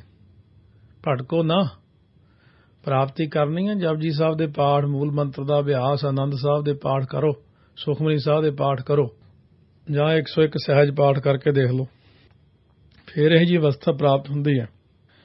ਹੁਣ ਉਹ ਜਿਹੜੇ ਨੇ ਉਹ ਰੱਬ ਵਰਗੇ ਜਿਹੜੇ ਬਣ ਗਏ ਨੇ, ਉਹ ਇਹ ਜਨਮ ਨਾ ਮਰਹਿ ਨਾ ਆਵਹਿ ਜਾਹੇ। ਉਹ ਜੰਮਦੇ ਮਰਦੇ ਨਹੀਂ ਤੇ ਨਾ ਆਉਂਦੇ ਨੇ ਨਾ ਜਾਂਦੇ ਨੇ। ਨਾਨਕ ਗੁਰਮੁਖ ਮਨ ਸਮਝਾਹੇ। ਧੰਨ ਗੁਰੂ ਨਾਨਕ ਦੇਵ ਜੀ ਫਰਮਾਉਂਦੇ ਉਹ ਗੁਰੂ ਦੁਆਰਾ, ਕਿਉਂਕਿ ਆਪਣੇ ਮਨ ਨੂੰ ਸਮਝਾ ਲੈਂਦੇ ਨੇ ਕਿ ਮਨ, ਇਹ ਮਨ ਮੇਰਿਆ ਤੂੰ ਸਦਾ ਰਹੋ ਹਰ ਨਾਲੇ। ਹਰ ਨਾਲ ਰਹੋ ਤੂੰ ਮਨ ਮੇਰੇ, ਦੁੱਖ ਸਭ ਵਿਸਾਰਨਾ। ਅੰਗੀਕਾਰੋ ਕਰੇ ਤੇਰਾ ਕਾਰਜ ਸਭ ਸਵਾਰਨਾ। ਸਭਨਾਂ ਗੱਲਾਂ ਸਮਰੱਥ ਸੁਆਮੀ, ਸੋ ਕਿਉ ਮਨੋ ਵਿਸਾਰੇ। ਕਹਿ ਨਾਨਕ ਮਨ ਮੇਰੇ, ਸਦਾ ਰਹੋ ਹਰ ਨਾਲੇ। ਇਹ ਮਨ ਪਿਆਰਿਆ ਤੂੰ ਸਦਾ ਸੱਚ ਸੰਭਾਲੇ। ਮਨ ਚੰਚਲਾ ਚਤੁਰਾਈ ਕਿਨੈ ਨਾ ਪਾਇਆ। ਮਨ ਨੂੰ ਸਮਝਾਉਂਦੇ ਨੇ ਸਤਿਗੁਰ ਦੇ ਸ਼ਬਦ ਦੇ ਰਾਹੀਂ। 9 ਸਰ ਸੁਭਰ 10 ਮੈਂ ਪੂਰੇ। ਜਿਹੜੇ 9 ਸਰ ਨੇ ਭਾਵ 9 ਗੋਲਕਾਂ ਨੇ, 9 ਗੋਲਕਾਂ ਨੂੰ ਨੱਕੋ ਨੱਕ ਭਰ ਕੇ 10ਵੇਂ ਦਵਾਰ ਨੂੰ ਪੂਰ ਲਿਆ ਜਾਵੇ ਜੀ। 9 ਜਿਹੜੀਆਂ ਗੋਲਕਾਂ ਨੇ, 2 ਅੱਖਾਂ 2 ਕੰਨ ਹੋ ਗਏ, ਨੱਕ ਦੀਆਂ 2 ਨਾਸਕਾਂ, ਮੁੱਖ ਹੋ ਗਿਆ, ਬਾਕੀ ਕਿਰਿਆ ਜਿਹੜੀ ਹੈ ਹੋ ਜਾਂਦੀ ਪਿਸ਼ਾਬ ਆਦਿਕ ਦੀ ਕਿਰਿਆ, ਗੰਦਗੀ ਦੀ ਕਿਰਿਆ। ਇਹ ਗਿਣਤੀ 'ਚ 9 ਰਸਤੇ ਨੇ। ਇਹਨਾਂ ਉੱਤੇ ਇਹਨਾਂ ਦੇ ਭਾਵ ਇੰਦਰੀਆਂ ਦੀ ਪੂਰਨ ਤੌਰ ਤੇ ਤ੍ਰਿਪਤੀ ਹੋ ਜਾਏ ਜਦੋਂ ਇਹਨਾਂ ਦੇ ਉੱਤੇ ਕਾਬੂ ਪਾ ਲਈਏ। ਅੱਖੀਂ ਦੇਖਣਾ ਰੱਜੀਆਂ ਬਹੁ ਰੰਗ ਤਮਾਸ਼ੇ। ਅੱਖਾਂ ਤੇ ਕਾਬੂ। ਇਹ ਨੇਤਰੋ ਮੇਰਿਓ, ਇਹ ਸਰਵਣੋ ਮੇਰਿਓ, ਇਹ ਰਸਨਾ, ਇਹ ਸਰੀਰਾ ਮੇਰਿਆ। ਸਾਰਿਆਂ ਦੇ ਉੱਤੇ ਕਾਬੂ ਪਾਇਆ ਨਾ ਆਨੰਦ ਸਾਹਿਬ ਦੇ ਵਿੱਚ, ਕੰਟਰੋਲ ਕੀਤਾ ਹੈ। ਵਿਕਾਰਾਂ ਤੋਂ ਰਹਿਤ ਹੋਏ ਆ, ਸਵਾਦਾਂ ਤੋਂ ਰਹਿਤ ਹੋਏ ਆ। ਅੱਖਾਂ ਦੇਖਣ ਤੋਂ ਰੋਕ ਲਈਆਂ, ਕੰਨ ਰੋਕ ਲਏ ਨੇ, ਬਾਹਰਲੀਆਂ ਗੰਦੀਆਂ। ਇਹ ਸਰਵਣੋ ਮੇਰਿਓ, ਬਾਹਰ ਨਾ ਜਾਓ। ਮੇਰੇ ਮੋਹਨ ਸਰਵਨੀ ਇਹ ਨਾ ਸੁਣਾਏ। ਸਾਕਤ ਗੀਤ ਨਾਦ ਧੁਨ ਗਾਵਤ ਬੋਲਤ ਬੋਲ ਅਜਾਏ। ਇਹ ਜਿਹੜੇ ਵਿਕਾਰ ਨੇ ਸਾਰੇ ਪੱਖਾਂ ਤੋਂ, ਸਾਰੇ ਰਸਾਂ ਤੋਂ ਰੋਕ ਕੇ ਮਨ ਨੂੰ ਰਸ ਸੋਇਨਾ, ਰਸ ਰੂਪਾ ਕਾਮਣ, ਰਸ ਪਰਮਲ ਕੀ ਵਾਸ, ਰਸ ਘੋੜੇ, ਰਸ ਸੇਜਾ ਮੰਦਰ, ਰਸ ਮੀਠਾ, ਰਸ ਮਾਸ, ਇਤੇ ਰਸ ਸਰੀਰ ਕੇ ਕਹਿ ਘਟ ਨਾਮ ਨਿਵਾਸ। ਹੁਣ ਇੱਥੇ ਆ ਕੇ ਸਭ ਛੱਡਣਾ ਪੈਂਦਾ ਜੇ ਇਸ ਅਵਸਥਾ ਤੱਕ ਆਉਣਾ। ਤੁਸੀਂ ਗੱਲਾਂ ਕਰਦੇ ਹੋ ਵੀ ਆਹ ਖਾਣਾ ਚਾਹੀਦਾ, ਉਹ ਨਹੀਂ ਖਾਣਾ ਚਾਹੀਦਾ। ਇੱਥੇ ਤਾਂ ਮੈਂ ਕਹਿੰਦਾ ਇਕੱਲਾ ਦੁੱਧ ਤੇ ਹੀ ਗੱਲ ਆ ਜਾਂਦੀ। ਫਿਰ ਰੋਟੀ ਵੀ ਭਾਰੀ ਲੱਗਦੀ ਹੈ। ਥੋੜ੍ਹਾ ਜਿਹਾ ਦੁੱਧ, ਹਲਕਾ ਜਿਹਾ ਭੋਜਨ, ਖਿਚੜੀ ਆਦਿਕ, ਕਿਉਂਕਿ ਇਹ ਅਵਸਥਾ ਬਹੁਤ ਉੱਚੀ ਹੈ। ਪਰ ਜੇ ਆਪਾਂ ਮੋਟੀਆਂ ਚੀਜ਼ਾਂ ਖਾਂਦੇ ਰਹੇ ਜ਼ਿੰਦਗੀ 'ਚ, ਫਿਰ ਆਪਾਂ ਕਦੇ ਨਿੱਕੀਆਂ ਛੋਟੀਆਂ ਸੂਖਮ ਅਵਸਥਾ ਵੱਲ ਨਹੀਂ ਜਾ ਸਕਦੇ। ਹੁਣ ਕਹਿੰਦੇ ਨੇ 9 ਜਿਹੜੇ ਦਰਵਾਜ਼ੇ ਨੇ, 9 ਦਰਵਾਜ਼ੇ ਪ੍ਰਗਟ ਕੀਏ 10ਵਾਂ ਗੁਪਤ ਰਖਾ। 9 ਗੋਲਕਾਂ ਨੂੰ ਨੱਕੋ ਨੱਕ ਭਰ ਕੇ 10ਵੇਂ ਦਵਾਰ ਨੂੰ ਪੂਰ ਲਿਆ ਜਾਵੇ। ਭਾਵ ਇੰਦਰੀਆਂ ਦੀ ਪੂਰਨ ਤੌਰ ਤੇ ਜੀ ਤ੍ਰਿਪਤੀ ਹੋ ਜਾਵੇ ਨਾ। ਤਹਿ ਅਨਹਤ ਸੁਨ ਵਜਾਵਹਿ ਤੂਰੇ। ਤਾਂ ਉੱਥੇ ਅਨਹਤ ਦੇ ਵਾਜੇ ਵੱਜਦੇ ਨੇ। ਇੱਕ ਰਸ ਲਗਾਤਾਰ ਆਨੰਦਮਈ ਅਵਸਥਾ ਹੈ ਉਹ। ਅਨਹਤ ਸੁਨ ਅਫੁਰ ਅਵਸਥਾ, ਜਿੱਥੇ ਕੋਈ ਫੁਰਨਾ ਹੀ ਨਾ ਫੁਰੇ। ਵਜਾਵ ਹੈ ਤੂਰੇ ਤੋਂ ਭਾਵ ਵਾਜੇ ਉਹ ਵਜਾਉਂਦੇ ਨੇ। ਸਾਚੈ ਰਾਚੇ ਦੇਖ ਹਜੂਰੇ। ਨਾਮੀ ਜਿਹੜੇ ਨਾਮੀ ਸੱਚੇ ਪ੍ਰਭੂ ਨੂੰ ਹਾਜ਼ਰ ਨਾਜ਼ਰ ਵੇਖ ਕੇ, ਨਾਮੀ ਜੋ ਵਾਹਿਗੁਰੂ ਹੈ, ਜਿਹਦਾ ਨਾਮ ਆਪਾਂ ਜਪਦੇ ਹਾਂ, ਨਾਮੀ ਤੱਕ ਪਹੁੰਚਣ ਲਈ ਨਾਮ ਦੀ ਲੋੜ ਪੈਂਦੀ ਹੈ। ਜਦੋਂ ਨਾਮੀ ਦੀ ਪ੍ਰਾਪਤੀ ਹੋਊਗੀ ਤਾਂ ਉਹਦੇ ਵਿੱਚ ਹੀ ਲੀਨ ਹੋ ਜਾਂਦੇ ਆ। ਸੋ ਇਸ ਕਰਕੇ ਸਤਿਗੁਰੂ ਮਹਾਰਾਜ ਕਹਿੰਦੇ ਨੇ ਉਹ ਵਾਹਿਗੁਰੂ ਨੂੰ ਹਾਜ਼ਰ ਨਾਜ਼ਰ ਵੇਖ ਕੇ ਉਹਦੇ 'ਚ ਟਿਕੇ ਰਹਿੰਦੇ ਨੇ। ਦੇਖ ਹਜੂਰੇ ਜਹ ਜਹ ਪੇਖੋਂ ਤਹ ਹਜੂਰ, ਦੂਰ ਕਤਹੁ ਨ ਜਾਈ। ਰਵ ਰਹਿਆ ਸਰਬੱਤਰ ਮੈਂ ਮਨ ਸਦਾ ਧਿਆਈ। ਈਤ ਊਤ ਨਹੀਂ ਵਿਛੜੈ ਸੋ ਸੰਗੀ ਗਨੀਐ। ਬਿਨ ਸਜਾਏ ਜੋ ਨਿਮਖ ਮਹਿ ਸੋ ਅਲਪ ਸੁਖ ਪਨੀਐ। ਵਾਹਿਗੁਰੂ ਨੂੰ ਬਿਲਕੁਲ ਕਿ ਹਾਜ਼ਰ ਹਜੂਰ ਹੈ ਕਿ ਜਾਹਰ ਜਹੂਰ ਹੈ। ਦੁਕਾਲੰਗ ਪ੍ਰਣਾਸੀ ਦਇਆਲੰਗ ਸਰੂਪੇ। ਸਦਾ ਅੰਗ ਸੰਗੇ ਅਪੰਗੰ ਵਿਭੂਤੇ। ਘਾਟ ਘਾਟ ਸਾਚੋ ਰਹਿਆ ਭਰਪੂਰੇ। ਉਹ ਸੱਚ ਰੂਪ ਪਰਮੇਸ਼ਰ ਉਹਨਾਂ ਨੂੰ ਹਰੇਕ ਹਿਰਦੇ ਵਿੱਚ ਹੀ ਭਰਪੂਰ ਹੋਇਆ ਦਿਸਦਾ ਹੈ। ਬਈ ਜੋ ਮੇਰੇ ਹਿਰਦੇ 'ਚ ਹੈ ਉਹ ਪੰਛੀਆਂ ਵਿੱਚ ਵੀ ਆ, ਉਹ ਪਸ਼ੂਆਂ ਵਿੱਚ ਵੀ ਆ, ਉਸ ਦਰਖਤਾਂ ਵਿੱਚ ਵੀ ਹੈ, ਸਾਰਿਆਂ ਜੀਵਾਂ ਵਿੱਚ ਹੈ।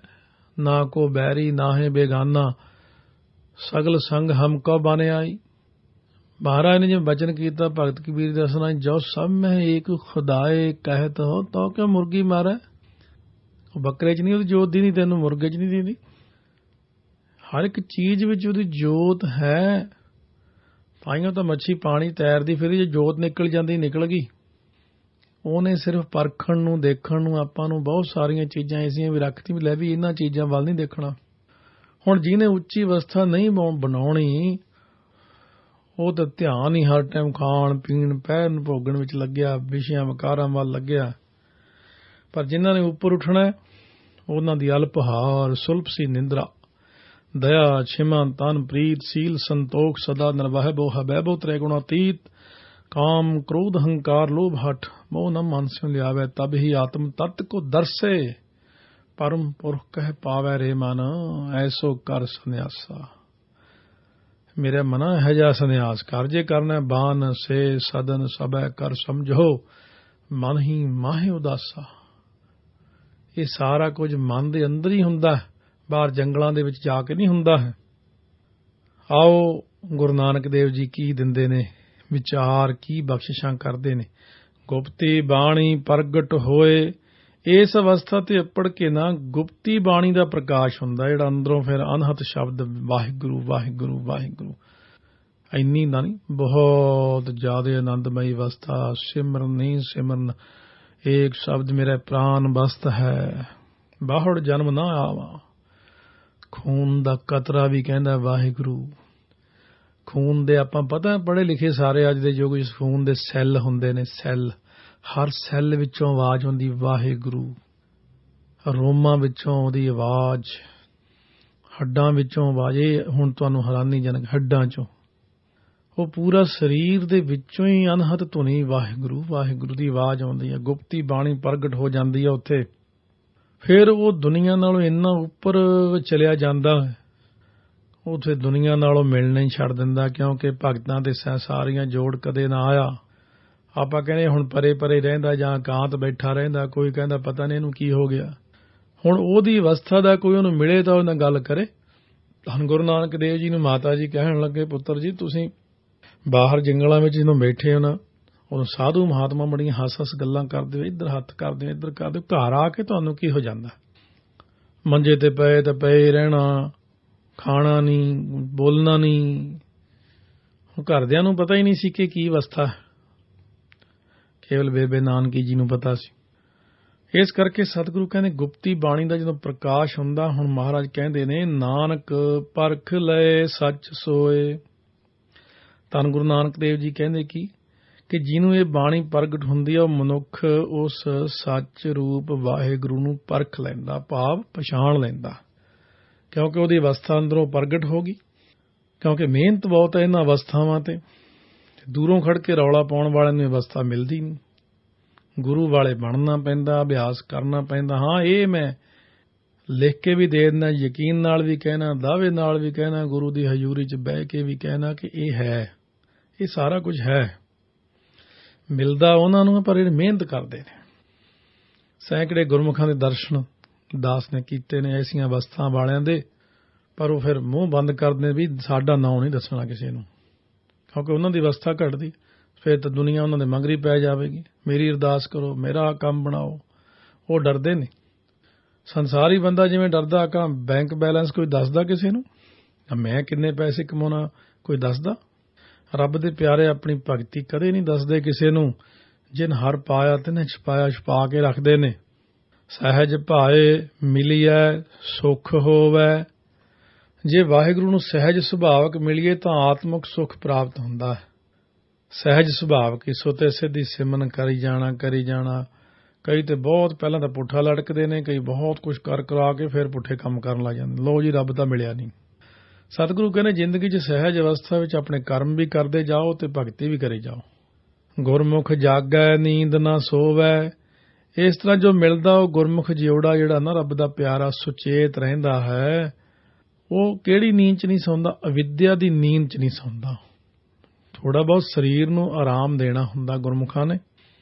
ਇੱਕ ਹੁੰਦਾ ਅਵਿਦਿਆ ਦੀ ਨੀਂਦ ਵਿੱਚ, ਕਿ ਜਦੋਂ ਆਪਾਂ ਸੌਂ ਜਾਂਦੇ ਕਈ ਵਾਰ ਗਲਤੀ ਕਰ ਲੈਂਦੇ ਹਾਂ, ਗੁਰਮਤਿ ਤੋਂ ਵਿਰੁੱਧ ਚਲੇ ਜਾਂਦੇ ਹਾਂ, ਦੂਜੇ ਦੇ ਪ੍ਰਭਾਵ ਥੱਲੇ ਆ ਕੇ ਗੁਰਮਤਿ ਦਾ ਤਿਆਗ ਕਰ ਦੇਣਾ। ਕਹਿਣਾ ਮੈਂ ਗੁਰਸਿੱਖ ਹਾਂ, ਜਦੋਂ ਕੋਈ ਇਹੋ ਜਿਹੀ ਗੱਲ ਆ ਬਣੀ ਫਿਰ ਜਾਂ ਤਾਂ ਉੱਚੀ ਉੱਚੀ ਰੋਣਾ ਜਾਂ ਬਹੁਤਾ ਹੱਸਣਾ, ਭੰਗੜੇ ਪਾਉਣ ਲੱਗ ਜਾਣਾ, ਫਿਰ ਕਹਿਣਾ ਇਹ ਕਲਚਰ ਹੈ। ਨਹੀਂ, ਸਤਿਗੁਰੂ ਕਹਿੰਦੇ ਨੇ ਅਵਿਦਿਆ ਦੀ ਨੀਂਦ 'ਚ ਗੁਰਮੁਖ ਕਦੇ ਸੌਂਦੇ ਨਹੀਂ। ਉਹ ਗਲਤੀ ਨਹੀਂ ਕਰਨਗੇ ਜੇ ਉਹਨਾਂ ਨੂੰ ਕਹੋ ਵੀ ਕੋਈ ਨਹੀਂ ਹੁਣ ਤਾਂ ਵਿਆਹ, ਹੁਣ ਤਾਂ ਮਾੜੀ ਮੋਟੀ ਲਾ ਲਓ, ਐਂ ਥੋੜ੍ਹੀ ਹੁੰਦਾ। ਜਾਂ ਹੁਣ ਤਾਂ ਮਾੜਾ ਮੋਟਾ ਚਲੋ ਕਰਨਾ ਚਾਹੀਦਾ ਜੀ ਵਿਆਹ ਜੀ, ਜਾਂ ਆ ਜੀ ਉਹ ਜੀ। ਨਹੀਂ, ਗੁਰਮੁਖ ਤਾਂ ਮਰਿਆਦਾ ਨੂੰ ਹੀ ਸ਼੍ਰੋਮਣੀ ਮੰਨਦੇ ਨੇ। ਤਾਂ ਸਤਿਗੁਰੂ ਮਹਾਰਾਜ ਕਹਿੰਦੇ ਨੇ ਸੁਨ ਸ਼ਬਦ ਅਪਰੰਪਰ ਧਾਰੈ, ਨਿਰਗੁਣ ਬ੍ਰਹਮ ਜਿਹੜਾ ਸ਼ਬਦ ਉਸ ਗੁਰਮੁਖ ਨੂੰ ਬੇਅੰਤ ਪਰਮੇਸ਼ਰ ਵਿੱਚ ਟਿਕਾਈ ਰੱਖਦਾ ਹੈ। ਵਾਹਿਗੁਰੂ ਅਕਾਲ ਪੁਰਖ ਦੇ ਵਿੱਚ ਕਿਵੇਂ ਟਿਕਦਾ? ਸ਼ਬਦ ਦੇ ਨਾਲ। ਸੁਨ ਸ਼ਬਦ ਅਪਰੰਪਰ ਧਾਰ ਹੈ, ਕਿਉਂਕਿ ਸ਼ਬਦ ਦੇ ਦੁਆਰਾ ਉਹਦੇ ਵਿੱਚ ਟਿਕਦੇ ਹਾਂ ਆਪਾਂ, ਜਿਹਨੂੰ ਕਹਿੰਦੇ ਵਾਹਿਗੁਰੂ। ਵਾਹਿਗੁਰੂ ਵਾਹਿਗੁਰੂ ਕਰਦਿਆਂ ਕਰਦਿਆਂ ਉਹਦੇ ਵਿੱਚ ਲੀਨ ਹੋ ਜਾਈਦਾ। ਕਹਿਤੇ ਮੁਕਤ ਸ਼ਬਦ ਨਿਸਤਾਰ ਹੈ, ਉਹ ਬ੍ਰਹਮ ਸ਼ਬਦ ਕਹਿੰਦਿਆਂ ਹਉਮੈ ਤੋਂ ਮੁਕਤ ਹੋ ਜਾਂਦਾ ਹੈ, ਕਿਉਂਕਿ ਬ੍ਰਹਮ ਦਾ ਨਾਮ ਜਿਹੜਾ ਹੈ ਉਹ ਜੀਵ ਨੂੰ, ਇਹ ਬ੍ਰਹਮ ਸ਼ਬਦ ਹੈ। ਵਾਹਿਗੁਰੂ ਵਾਹਿਗੁਰੂ ਕਹਿ ਲਓ, ਬ੍ਰਹਮ ਕਹਿ ਲਓ, ਇਹ ਫਿਰ ਹਉਮੈ ਤੋਂ ਮੁਕਤ ਹੋ ਜਾਂਦਾ ਜੀਵ ਜਦੋਂ ਉਹਦਾ ਨਾਮ ਲੈਂਦਾ ਹੈ। ਕਹਿਤੇ ਮੁਕਤ ਸ਼ਬਦ ਨਿਸਤਾਰ ਹੈ, ਕਹਿੰਦਿਆਂ ਹੀ ਬੰਧਨ ਮੁਕਤ ਹੋ ਜਾਂਦਾ ਹਉਮੈ ਤੋਂ।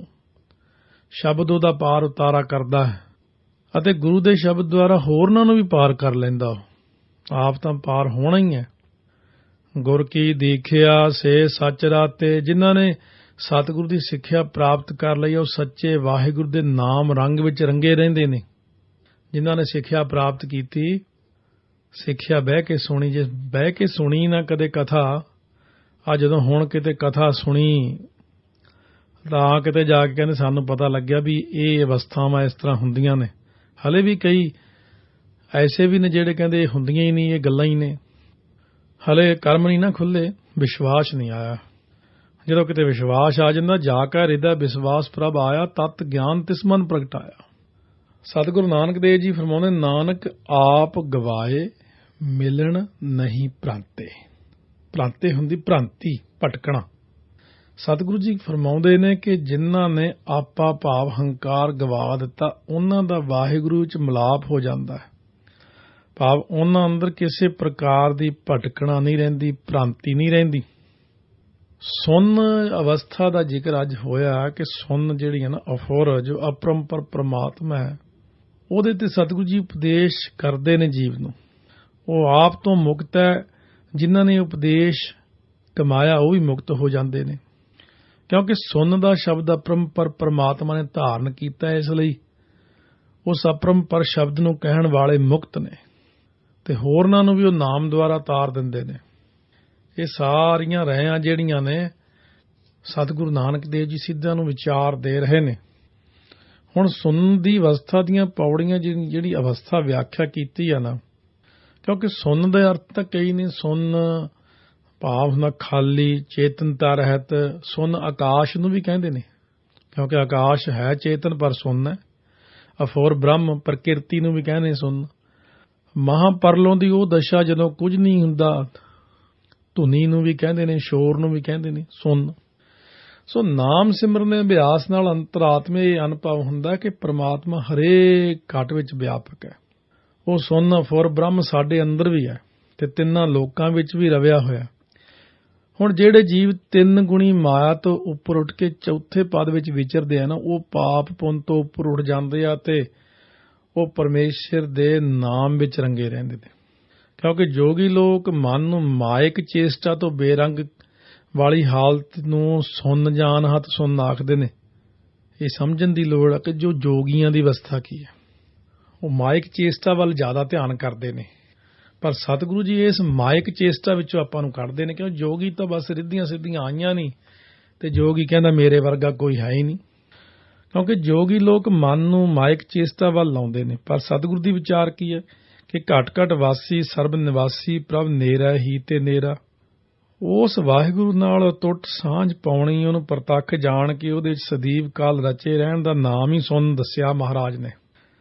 ਸਿੱਧਾਂ ਜੋਗੀਆਂ ਦਾ ਸੁੰਨ ਨਾਲ ਬਹੁਤ ਸਨੇਹ ਹੈ। ਜੋਗੀ ਇਹਨੂੰ ਸ਼ਿਵ ਸ਼ਕਤੀ ਦਾ ਨਾਮ ਵੀ ਦਿੰਦੇ ਨੇ ਅਤੇ ਆਖਦੇ ਨੇ ਕਿ ਸਾਰੀਆਂ ਸ਼ਕਤੀਆਂ ਸੁੰਨ ਸ਼ਕਤੀ ਚੋਂ ਨਿਕਲਦੀਆਂ ਨੇ। ਇਸ ਲਈ ਉਹ ਯੋਗ ਆਸਣ ਲਾ ਕੇ ਰੇਚਕ, ਪੂਰਕ, ਕੁੰਭਕ ਸਵਾਸਾਂ ਨੂੰ ਖਿੱਚਣ, ਲੰਮੇ ਕਰਨ ਦੀ ਕਿਰਿਆ, ਪ੍ਰਾਣਾਯਾਮ ਆਦਿ ਕਰਨ ਵਿੱਚ ਗਲਤਾਨ ਰਹਿੰਦੇ ਨੇ। ਇੰਦਰੀਆਂ ਨੂੰ ਬਾਹਰਲੇ ਵਿਸ਼ਿਆਂ ਤੋਂ ਹਟਾ ਕੇ ਅੰਦਰ ਕਿਸੇ ਇੱਕ ਨੁਕਤੇ ਤੇ ਧਿਆਨ ਟਿਕਾਉਂਦੇ ਨੇ। ਹਠ ਕਰਮਾਂ ਨਾਲ ਫਿਰ ਕੁੰਡਲਨੀ ਖੋਲਦੇ ਨੇ। ਪਰ ਗੁਰਬਾਣੀ ਅੰਦਰ ਇਸ ਤਰ੍ਹਾਂ ਨਹੀਂ ਲਿਖਿਆ। ਮਹਾਰਾਜ ਨੇ ਬਚਨ ਕਰਵਾਇਆ ਹੈ ਭੱਟਾਂ ਤੋਂ ਕਿ ਕੁੰਡਲਨੀ ਸੁਰਜੀ ਸਤ ਸੰਗਤ, ਪਰਮਾਨੰਦ ਗੁਰੂ ਮੁਖ ਮੱਚਾ। ਸੋ ਇਸ ਕਰਕੇ ਸਤਿਗੁਰੂ ਸੱਚੇ ਪਾਤਸ਼ਾਹ ਮਹਾਰਾਜ ਨੇ ਜਿਤਨਾ ਵੀ ਡੂੰਘਾ ਵਿਸਥਾਰ ਦਿੱਤਾ ਹੈ, ਕਈ ਹੋਰ ਵੀ ਵਿਦਵਾਨਾਂ ਦੀਆਂ ਰਾਇਆਂ ਸਾਡੇ ਪਾਸ ਹਨ, ਸੋ ਜੇ ਵਿਵੇਕਾਨੰਦ ਦੇ ਗੁਰੂ ਸ਼੍ਰੀ ਕ੍ਰਿਸ਼ਨ ਪਰਮੇਸ਼ਰ ਦੇ ਤਜਰਬੇ ਬਾਰੇ ਪੁਸਤਕ ਸੇਇੰਗਸ ਆਫ ਸ੍ਰੀ ਰਾਮ ਕ੍ਰਿਸ਼ਨਾ ਦੀ ਚੌਥੀ ਐਡੀਸ਼ਨ ਜਿਨ੍ਹਾਂ ਨੇ ਪੜ੍ਹੀ ਉਹਨਾਂ ਨੂੰ ਪਤਾ ਹੈ ਕਿ ਮੈਂ 6 ਮਹੀਨੇ ਨਿਰਵਿਕਲਪ ਸਮਾਧੀ ਵਿੱਚ ਗਿਆ, ਜਿੱਥੇ ਕਹਿੰਦੇ ਮਾਮੂਲੀ ਇਨਸਾਨ ਮੁੜ ਕੇ ਨਹੀਂ ਆ ਸਕਦਾ ਕਿਉਂਕਿ 21 ਦਿਨ ਮਗਰੋਂ ਸਰੀਰ ਸੁੱਕੇ ਹੋਏ ਪੱਤੇ ਵਾਂਗੂ ਡਿੱਗ ਪੈਂਦਾ। ਜੋਗੀਆਂ ਦਾ ਸੁੰਨ ਪ੍ਰਾਕਿਰਤਕ ਹੈ ਤੇ ਮਾਇਆ ਦੇ ਪ੍ਰਭਾਵ ਤੋਂ ਮੁਕਤ ਨਹੀਂ, ਪਰ ਗੁਰਮਤ ਚਿੰਤਨ ਧਾਰਾ ਦੇ ਜੋਗ ਮਤ ਨਾਲ ਸਿਧਾਂਤਕ ਮਤਭੇਦ ਨੇ। ਗੁਰਮਤ ਵਿੱਚ ਪੱਥਰ ਦੀ ਮੂਰਤੀ ਵਾਂਗ ਨਿਰਜਿੰਦ ਪਏ ਰਹਿਣ ਵਾਲੀ ਸੁੰਨ ਲਈ ਕੋਈ ਥਾਂ ਨਹੀਂ। ਇੱਥੇ ਤਾਂ ਅੰਮ੍ਰਿਤ ਵੇਲਾ ਸੱਚ ਨਾਉ ਵਡਿਆਈ ਵਿਚਾਰ ਦਾ ਆਦੇਸ਼ ਹੈ ਮਹਾਰਾਜ ਦਾ। ਸੋ ਇਸ ਰਹੱਸ ਵਿੱਚ ਲਗਾਤਾਰ ਨਾਮ ਸਿਮਰਨ ਪ੍ਰਭੂ ਦੀ ਹੋਂਦ ਨੂੰ ਘਟਾਂ ਵਿੱਚ ਜਣਾਉਂਦਾ ਸਾਨੂੰ। ਹੁਣ ਅੱਗੇ ਪੌੜੀ ਵਿੱਚ 52ਵੀਂ ਪੌੜੀ ਵਿੱਚ ਜੋਗੀਆਂ ਨੇ ਅਨਹਤ ਸੁੰਨ ਦੀ ਗੱਲ ਪੁੱਛੀ ਹੈ। ਆਹਤ ਤੇ ਅਨਾਹਤ 2 ਪ੍ਰਕਾਰ ਦੇ ਸ਼ਬਦ ਹੁੰਦੇ ਨੇ।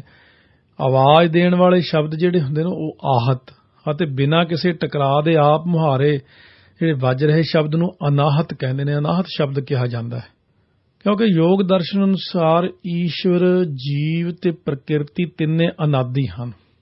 ਈਸ਼ਵਰ ਨੂੰ ਸੰਸਾਰ ਦਾ ਕਰਤਾ ਨਹੀਂ ਮੰਨਿਆ ਗਿਆ, ਪਰੰਤੂ ਜਿਹੜਾ ਸ਼ਬਦ ਗੁਰੂ ਮਹਾਰਾਜ ਨੇ ਉਚਾਰਨ ਕੀਤਾ ਇਹ ਪੂਰਾ ਈਸ਼ਵਰਵਾਦੀ ਹੈ। ਜੋਗੀਆਂ ਦੀ ਸੁੰਨ ਇੱਕ ਰਸਮੀ ਯੋਗ ਹੈ, ਪਰ ਗੁਰਮਤ ਭਗਤੀ ਯੋਗ ਤੇ ਆਤਮਿਕ ਯੋਗ ਨੂੰ ਮਹੱਤਤਾ ਦਿੰਦੀ ਹੈ, ਜਿਸ ਨਾਲ ਵਿਸਮਾਦ ਅਵਸਥਾ ਪ੍ਰਾਪਤ ਹੁੰਦੀ ਹੈ। ਗੁਰਮਤ ਵਿੱਚ ਸੁੰਨ ਵਾਹਿਗੁਰੂ ਦਾ ਰੂਪ ਹੈ ਕਿਉਂਕਿ ਵਾਹਿਗੁਰੂ ਦੇ ਨਾਮ ਨਾਲ ਵਿਸਮਾਦ ਵਾਲੀ ਅਵਸਥਾ ਪ੍ਰਾਪਤ ਹੁੰਦੀ ਹੈ। ਅਨਹਦ ਸ਼ਬਦ ਵੱਜੈ ਦਿਨ ਰਾਤੀ, ਅਵਗਤ ਕੀ ਗਤ ਗੁਰਮੁਖ ਜਾਤੀ। ਹੁਣ ਜਿਹੜੇ ਵਾਹਿਗੁਰੂ ਨਾਲ ਭੇਦ ਹੋ ਜਾਂਦੇ ਨੇ ਉਹ ਵਾਹਿਗੁਰੂ ਦਾ ਹੀ ਰੂਪ ਬਣ ਜਾਂਦੇ ਨੇ। ਹੁਣ ਜਿਹੜਾ ਸੁੰਨ ਸ਼ਬਦ ਮਹਾਰਾਜ ਜੀ ਨੇ ਉਚਾਰਨ ਕੀਤਾ ਸਾਰਾ ਈਸ਼ਵਰਵਾਦੀ ਹੈ, ਅੰਦਰ ਬਾਹਰ ਜਰੇ ਜਰੇ ਵਿੱਚ ਪ੍ਰਭੂ ਦੀ ਵਿਆਪਕਤਾ ਦਾ ਪ੍ਰਤੀਕ ਹੈ। ਜੋਗੀਆਂ ਵਾਲੀ ਸੁੰਨ ਅਵਸਥਾ ਦਾ ਗੁਰਮਤ ਨਾਲ ਕੋਈ ਮੇਲ ਨਹੀਂ ਕਿਉਂਕਿ ਗੁਰਬਾਣੀ ਵਿੱਚ ਇਹੋ ਜਿਹੀ ਸਰੀਰਕ ਕਿਰਿਆਵਾਂ ਨੂੰ ਨਕਾਰਿਆ ਹੈ। ਨਿਉਲੀ ਕਰਮ ਭਯੰਗਮ ਪਾਠੀ, ਰੇਚਕ ਕੁੰਭਕ ਪੂਰਕ ਮਨ ਹਾਠੀ, ਪਾਖੰਡ ਧਰਮ ਪ੍ਰੀਤ ਨਹੀਂ ਹਰ ਸੌ, ਗੁਰ ਸ਼ਬਦ ਮਹਾਰਸ ਪਾਇਆ। ਇਹ 3 ਅਵਸਥਾ ਜਿਹੜੀ ਜਾਗਤ, ਸੁਪਨ ਤੇ ਸੁਖੋਪਤ ਵਿੱਚ ਮਾਇਆ ਦਾ ਪ੍ਰਭਾਵ ਬਣਿਆ ਰਹਿੰਦਾ। ਜਦੋਂ ਆਪਾਂ ਜਾਗਰਤ ਹੁੰਦੀ, ਜਦੋਂ ਆਪਾਂ ਜਾਗਦੇ ਹਾਂ, ਸੁਪਨ ਹੁੰਦੀ ਜਦੋਂ ਸੁਪਨੇ ਆ ਰਹੇ ਹੁੰਦੇ ਨੇ, ਸੁਖੋਪਤ ਉਹ ਜਦੋਂ ਆਪਾਂ ਉੱਠ ਕੇ ਕਦੇ ਕਹਿੰਦੇ ਅੱਜ ਮੈਨੂੰ ਸੁਪਨਾ ਹੀ ਨਹੀਂ ਆਇਆ, ਇੰਨੀ ਗੂੜੀ ਨੀਂਦ ਆਈ। ਪਰ ਇਹ ਗੱਲ ਦਾ ਤੈਨੂੰ ਗਿਆਨ ਕਿਵੇਂ ਰਿਹਾ ਕਿ ਮੈਨੂੰ ਸੁਪਨਾ ਨਹੀਂ ਆਇਆ? ਉਹ ਕਿਹੜੀ ਚੀਜ਼ ਸੀ ਜਿਹੜੀ ਇਹ ਦੇਖਦੀ ਰਹੀ ਕਿ ਮੈਨੂੰ ਸੁਪਨਾ ਨਹੀਂ ਆਇਆ? ਉਸੇ ਨੂੰ ਹੀ ਆਤਮਾ ਕਹਿੰਦੇ ਨੇ, ਸਾਖੀ ਰੂਪ। ਕਿਉਂਕਿ ਜਾਗਦਿਆਂ ਮਨੁੱਖ ਸੋਚ ਕੇ ਕਰਮ ਕਰਦਾ, ਸੁਪਨੇ ਵਿੱਚ ਵੇਖਦਾ। ਤੀਜੀ ਅਵਸਥਾ ਦੋਹਾਂ ਨਾਲੋਂ ਵੱਖਰੀ ਹੈ। ਮਨੁੱਖ ਗੂੜੀ ਨੀਂਦ ਵਿੱਚ ਜਦੋਂ ਸੌਂਦਾ ਨਾ, ਇਹਨਾਂ ਵਿੱਚ ਕੀਤੇ ਸਾਰੇ ਕਰਮ ਮਾਇਆ ਅਧੀਨ ਨੇ। ਇਹਨਾਂ ਤੋਂ ਉੱਪਰ ਉੱਠਣ ਨਾਲ ਆਤਮਕ ਅਵਸਥਾ ਸਹਿਜ ਪਦ ਵਿੱਚ ਪਹੁੰਚ ਜਾਂਦੀ ਹੈ। ਸੋ ਇਹ ਅਵਸਥਾ ਹੀ ਸੁੰਨ ਅਫੁਰ ਅਵਸਥਾ, ਜਿੱਥੇ ਜੋਤ ਦਾ ਪ੍ਰਗਟਾ ਹੁੰਦਾ। 9 ਦਰ ਠਾਕੇ ਧਾਵਤ ਰਹਾਏ, 10ਵੇਂ ਨਿਜ ਘਰ ਵਾਸਾ ਪਾਏ, ਉਥੈ ਅਨਹਦ ਸ਼ਬਦ ਵੱਜੈ ਦਿਨ ਰਾਤੀ, ਗੁਰਮਤੀ ਸ਼ਬਦ ਸੁਣਾਵਣਿਆ। ਸੁੰਨ ਅਵਸਥਾ ਦਾ ਬਿਆਨ ਜਾਂ ਵਿਸਥਾਰ ਕਰਨਾ ਇਹ ਸਾਡੇ ਵਰਗੇ ਜੀਵਾਂ ਦੇ ਵੱਸ ਦੀ ਗੱਲ ਨਹੀਂ, ਕਿਉਂਕਿ ਅਸੀਂ ਤੇ ਸਿਰਫ ਇੱਕ ਬਿਆਨ ਕਰ ਸਕਦੇ ਹਾਂ, ਪੜ੍ਹਾ ਕੇ, ਸਿੱਖ ਸਿਖਾ ਕੇ, ਦੇਖ ਦਿਖਾ ਕੇ। ਇਹ ਤਾਂ ਜਿਨ੍ਹਾਂ ਦੀ ਅਵਸਥਾ ਬਣੀ ਆ, ਅਸਲ ਤਾਂ ਵਿਆਖਿਆ ਉਹੀ ਕਰ ਸਕਦੇ ਆ। ਕਿਉਂਕਿ ਇਸ ਅਵਸਥਾ ਦਾ ਜਦੋਂ ਆਨੰਦ ਮਾਣੀਏ ਨਾ ਪਹਿਲਾਂ, ਫਿਰ ਇਹ ਅਵਸਥਾ ਦਾ ਗਿਆਨ ਹੁੰਦਾ ਹੈ। ਕਿਉਂਕਿ ਇਹ ਸਰੀਰ ਦੇ 9 ਦਰਵਾਜ਼ੇ ਨੇ, 2 ਅੱਖਾਂ, 2 ਨਾਸਾਂ, 2 ਕੰਨ, 1 ਮੂੰਹ ਤੇ 2 ਮਲ ਮੂਤ ਕੱਢਣ ਵਾਲੀਆਂ ਥਾਵਾਂ। ਇਹਨਾਂ ਨੂੰ ਕਰਮ ਇੰਦਰੀ ਤੇ ਗਿਆਨ ਇੰਦਰੀ ਵੀ ਕਿਹਾ। ਜਿਸ ਬੇੜੀ ਵਿੱਚ ਇੱਕ ਨਹੀਂ 9 ਸੁਰਾਖ ਹੋਣ, ਜੇ ਕੋਈ ਇਹਨਾਂ ਨੂੰ ਬੰਦ ਕੀਤੇ ਬਿਨਾਂ ਸਵਾਰ ਹੋ ਜਾਵੇ ਤਾਂ ਉਸਨੇ ਡੁੱਬਣਾ ਹੀ ਹੈ। ਸੋ ਇਸ ਤਰ੍ਹਾਂ ਇਹਨਾਂ ਨੂੰ ਵਿਸ਼ੇ ਵਿਕਾਰਾਂ ਤੋਂ ਬਚਾ ਕੇ ਇਕਾਗਰ ਚਿੱਤ ਹੋ ਕੇ ਅਦ੍ਰਿਸ਼ਟ ਮੰਡਲ ਵਿੱਚ ਲਿਵ ਲਾਇਆ ਹੀ ਸਾਚੇ ਰਾਚੇ ਦੇਖ ਹਜੂਰੇ, ਇਹ ਅਵਸਥਾ ਪ੍ਰਾਪਤ ਹੁੰਦੀ ਹੈ। ਸਤਿਗੁਰੂ ਅਮਰਦਾਸ ਜੀ ਨੇ ਇਸ ਲਈ ਪਹਿਲਾਂ ਵੀ ਦੱਸ ਆਇਆ ਕਿ ਨੇਤਰਾਂ, ਕੰਨਾਂ, ਸਾਰੇ ਰਸਨਾਂ ਨੂੰ ਰਹੱਸਮਈ ਉਪਦੇਸ਼ ਦਿੱਤੇ ਨੇ। ਅਖੀਰ 'ਚ ਦੱਸਿਆ ਨਾ ਮਹਾਰਾਜ ਨੇ ਕਿ ਹਰ ਜੀਵ ਗੁਫਾ ਅੰਦਰ ਰੱਖ ਕੇ ਵਾਜਾ ਪਵਨ ਵਜਾਇਆ ਵਾਜਾ ਪਾਉਣ 9 ਦੁਆਰੇ ਪ੍ਰਗਟ ਕੀਏ, 10ਵਾਂ ਗੁਪਤ ਰਖਾਇਆ, ਗੁਰਦੁਆਰਾ ਲਾਈ ਭਾਵਨੀ ਕਿੰਨਾ 10ਵਾਂ ਦੁਆਰ ਦਿਖਾਇਆ। ਸਾਰਾ ਦੱਸਿਆ ਮਹਾਰਾਜ ਨੇ। ਕਿਉਂਕਿ 9 ਦਰਵਾਜ਼ਿਆਂ ਤੋਂ ਭਾਵ ਹੈ ਬਾਹਰ ਮੁਖੀ ਬਿਰਤੀ ਨੂੰ ਅੰਦਰ ਵੱਲ ਮੋੜ ਕੇ ਸਿਮਰਨ ਨਾਲ ਜੋੜਨਾ। ਇੱਥੇ ਸੰਸਾਰੀ ਸੰਗੀਤ, ਤੂਤਣੀਆਂ ਤੇ ਵਾਜਿਆਂ ਦੀ ਆਵਾਜ਼ 5 ਸ਼ਬਦ ਪ੍ਰਤੀਕ ਨਹੀਂ, ਇਹ 5 ਸ਼ਬਦ।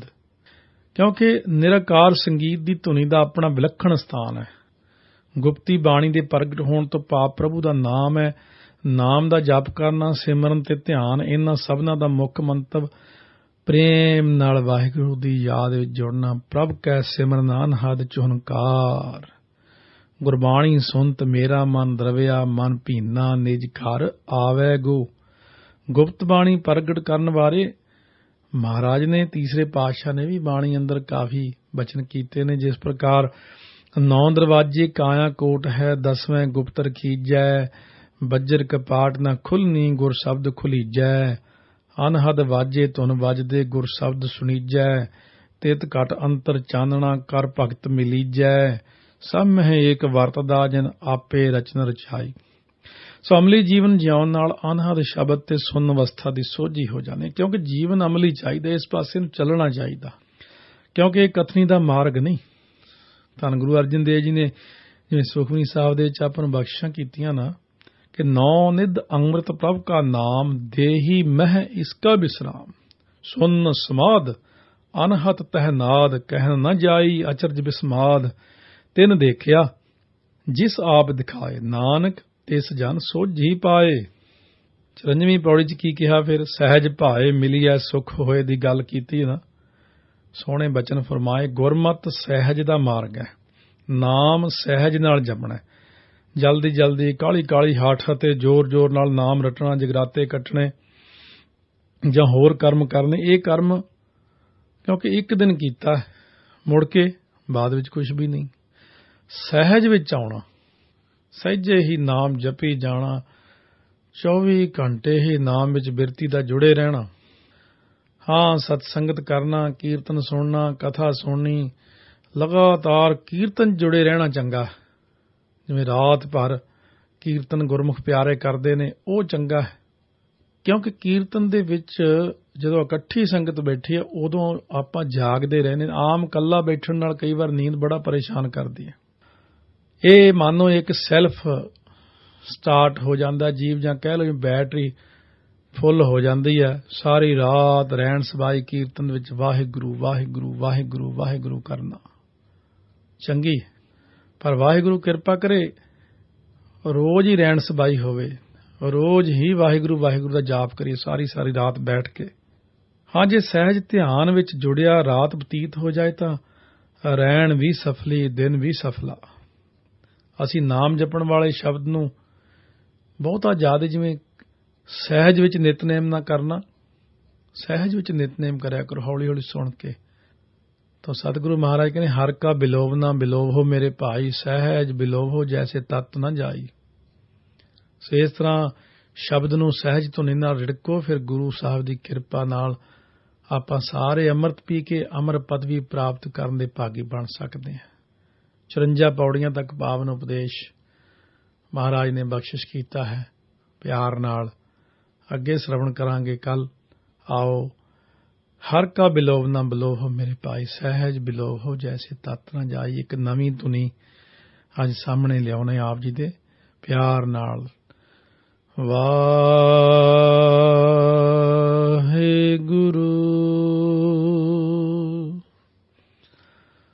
ਵਾਹਿਗੁਰੂ